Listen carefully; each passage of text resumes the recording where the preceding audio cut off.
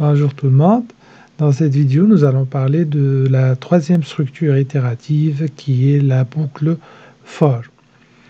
Donc tout d'abord, rappelons un peu la boucle while et la boucle do while.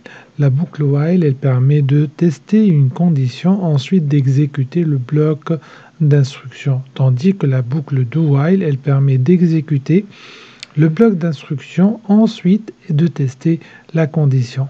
Donc on a dit que la différence entre les deux consiste à la boucle while peut ne pas exécuter le bloc d'instruction, tandis que la boucle do while exécute au moins le bloc d'instruction une fois. Ceci dit, les deux boucles se partagent une caractéristique, c'est que je ne connais pas à l'avance le nombre d'itérations. Donc lorsque vous ne connaissez pas le nombre d'itérations que vous allez faire, c'est-à-dire le nombre de fois que vous allez exécuter votre bloc d'instruction, on vous recommande fortement d'utiliser la boucle while ou bien la boucle do while. Par contre, lorsque vous connaissez exactement le nombre d'itérations que vous allez faire, dans ce cas, il est fortement recommandé d'utiliser la boucle for. Et la boucle for, dans sa syntaxe, elle s'écrit de la façon suivante. Vous pouvez commencer tout d'abord par une partie initialisation, ensuite la condition, ensuite la modification. Donc la partie initialisation, c'est le compteur ou bien les compteurs que vous allez définir dans votre boucle. Comme par exemple pour l'affichage du compte à rebours, nous aurons besoin d'un compteur X.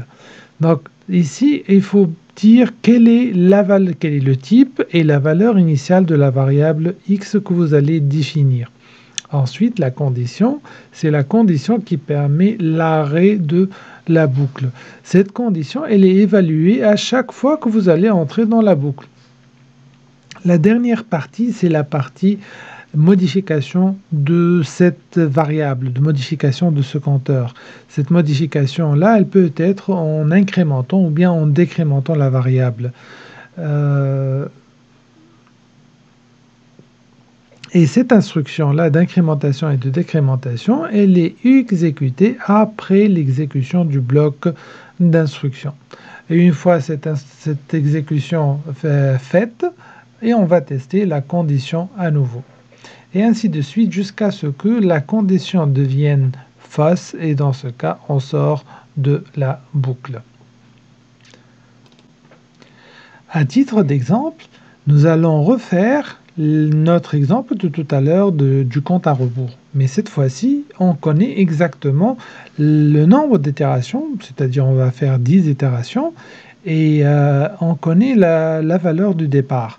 Donc il sera préférable d'utiliser une boucle for.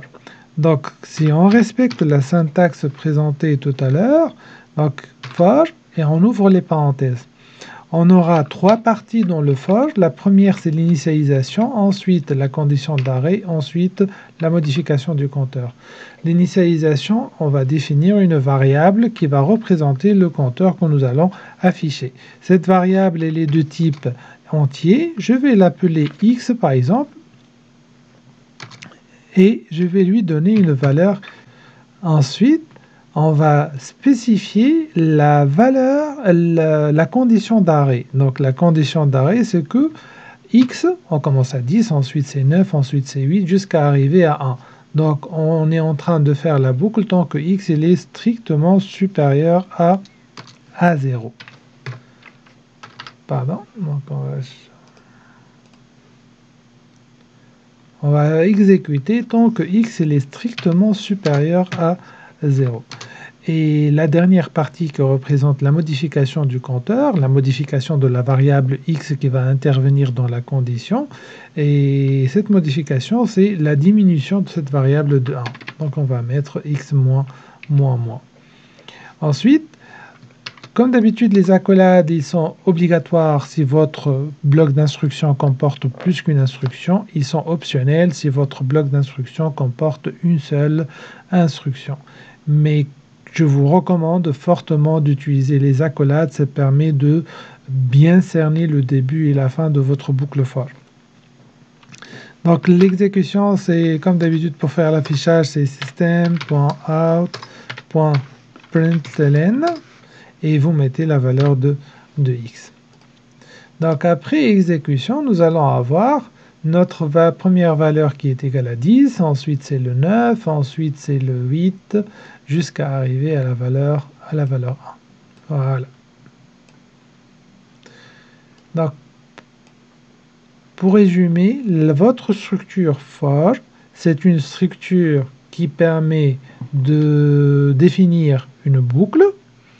C'est une structure itérative qui a un point de départ, qui a une condition d'arrêt et qui a une incrémentation ou bien une décrémentation du compteur. Et bien sûr, le bloc d'instruction qui est à l'intérieur de votre boucle for. Donc merci pour votre attention et on se voit dans la vidéo prochaine.